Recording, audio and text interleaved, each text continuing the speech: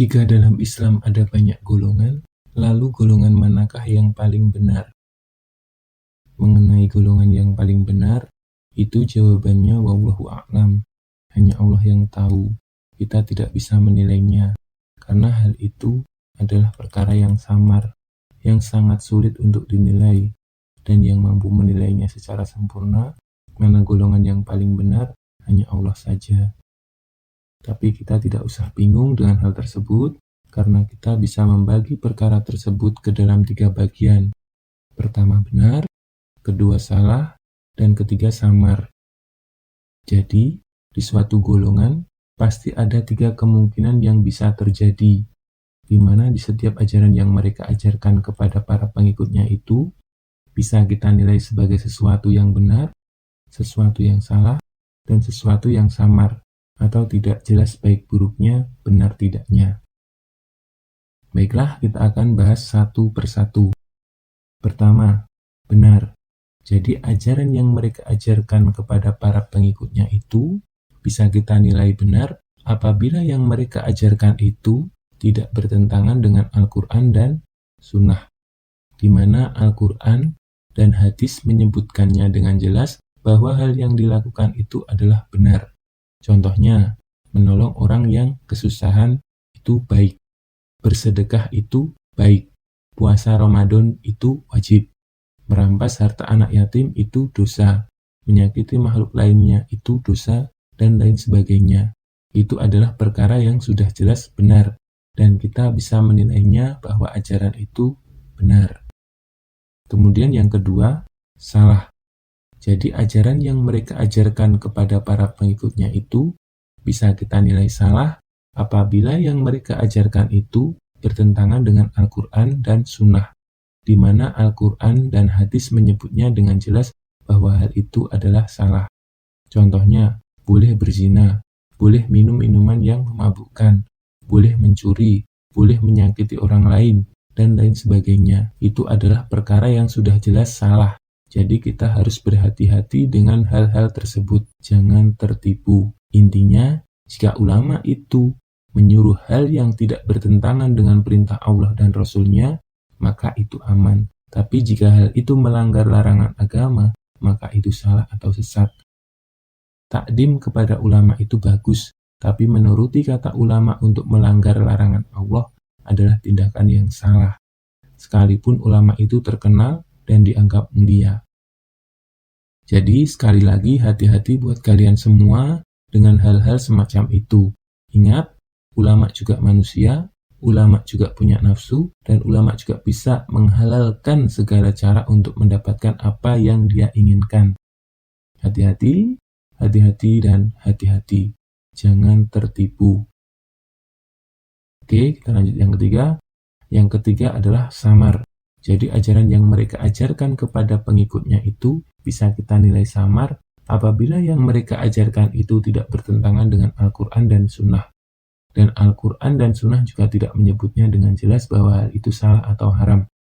Contohnya, dalam hal menggunakan cadar, melakukan tarawih 11 rakaat atau 23 rakaat, membaca basmalah dengan keras atau pelan ketika sholat, dan sebagainya.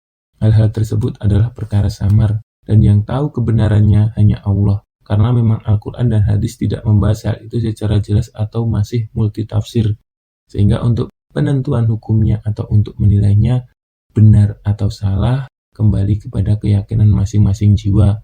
Yang terpenting bagi yang melakukan hal tersebut harus siap untuk mempertanggungjawabkannya di akhirat kelak atas pilihan yang dipilihnya tersebut. Karena pada kenyataannya setiap jiwa memiliki pertimbangan tersendiri atas amalan atau ajaran yang diyakini atau diikutinya. Jadi pada intinya, mengenai golongan mana yang paling benar, kita tidak bisa menilainya. Yang bisa kita nilai adalah ajaran yang diajarkan kepada para pengikutnya. Apakah hal yang diajarkannya itu benar, atau salah, atau samar?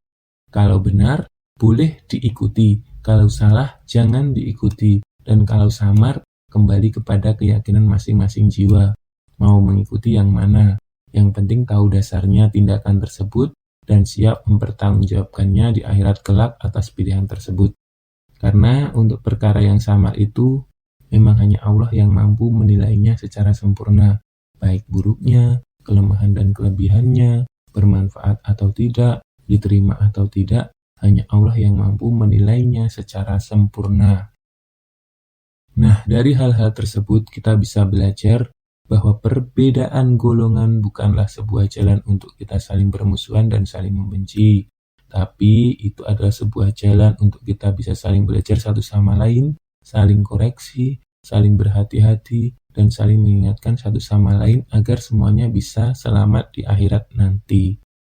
Dan dari hal tersebut pula kita bisa mengetahui bahwa setiap jiwa itu tidak bisa dipaksakan untuk memiliki pendapat yang sama dengan kita.